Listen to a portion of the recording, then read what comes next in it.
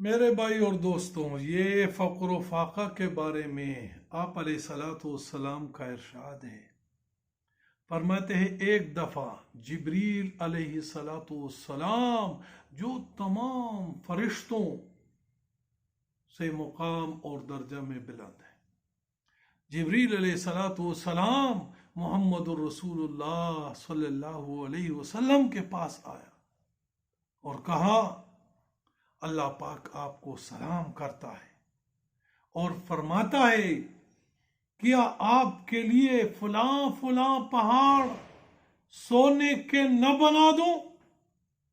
اگر آپ چاہتے ہیں تو میں تمہارے لیے فلاں فلاں پہاڑ کو سونے کا بنا دیتا، اور آپ جہاں جائے یہ پہاڑ ساتھ چلے گی، پہاڑ بھی ساتھ چلے گی، آپ کے ساتھ ہوگی۔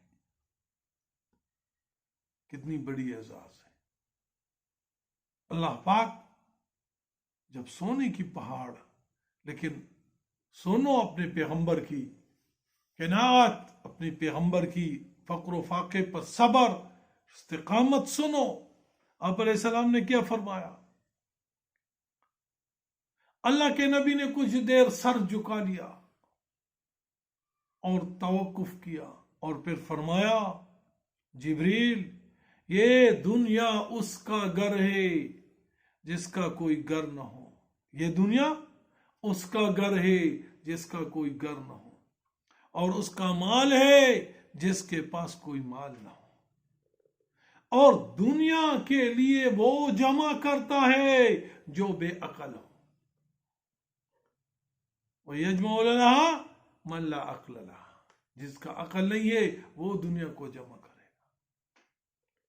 جبریل امین نے یہ سن کر کہا اللہ عز و جل نے اے محمد صلی اللہ علیہ وسلم آپ کو صحیح اور سچے قول کی توفیق عنایت فرمائے۔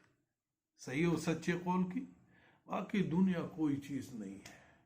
دنیا کی زندگی، دنیا کی راحت، دنیا کی نعمتیں، دنیا کے آرام سکون، یہ ساری عارضی ہے۔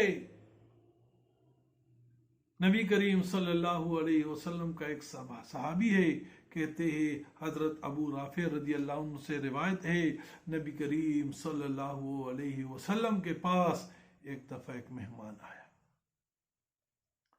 آپ صلی اللہ علیہ وسلم کے پاس مہمان نوازی کے لیے کچھ نہ تھا۔ اب مہمان کی مہمان نوازی کرنا ضروری ہے، اب ہے کچھ نہیں، مہمان آیا۔ آپ صلی اللہ علیہ وسلم نے، ابو رافع کہتے مجھے خیبر کے ایک یہودی کے ہاں بھیجا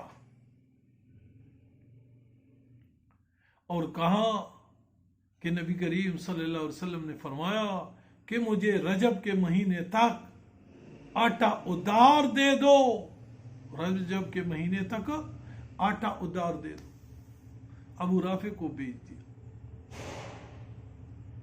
اس نے کہا کچھ رہن رکھو، وہ یہودی نے کہا ہمارے پاس کچھ رہن رکھو، ایسے نہیں کہ آپ پھر نہیں دے دیں گے۔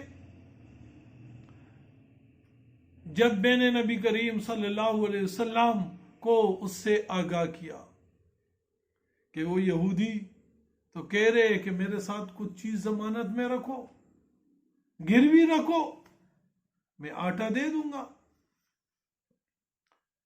تو آپ صلی اللہ علیہ وسلم نے فرمایا واللہ میں تو آسمان و زمین میں ایماندار ہوں، واللہ میں تو آسمان و زمین میں سب سے اونچے درجے کے ایماندار ہوں، اگر وہ رہن کے بغیر بھی قرض دیتا تو میں نے تو ادا ہی کر دینا ہے، میں نے تو ادا ہی کرنا ہے، میں کسی کا حق نہیں کھاتا۔ پھر دونوں جہانوں کے سردار، امام الانبیاء، اولین و آخرین کا نبی، کیا کر رہے مہمان کے لیے؟ لو میری قمیص لے جاؤ، لو میری قمیص لے جاؤ اور قرض لے آؤ، یہ میرے قمیص اس کے ساتھ رہن رکھو، گروی رکھو۔ دیکھو میرے بھائیو دوستو، آپ علیہ الصلوۃ والسلام اگر دنیا چاہتے تو دنیا تو ان کے لیے تیار ہوتی۔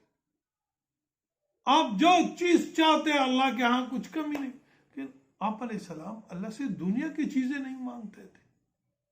آپ علیہ السلام اللہ سے دعا، ہدایت کی دعا مانگتے تھے، امت کی ہدایت کے لیے، انسانوں کو راہ راست پہ لانے کے لیے۔